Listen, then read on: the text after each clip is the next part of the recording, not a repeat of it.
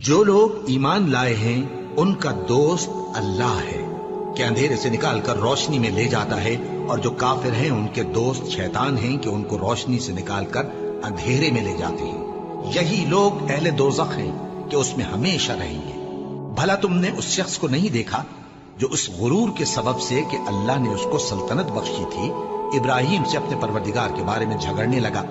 जब इब्राहिम ने कहा मेरा परवरदिगार तो वो है जो जिंदगी देता है और मौत देता है, वो बोला कि जिंदगी और मौत तो मैं भी दे सकता हूं। इब्राहिम ने कहा कि अल्लाह तो सूरज को मशरिक से निकालता है, आप उसे मगरिब से निकाल दीजिए। यह सुनकर वो काफिर हक्का बक्का रह गया, और अल्लाह बेइंसाफों को हिदायत नहीं दिया करता।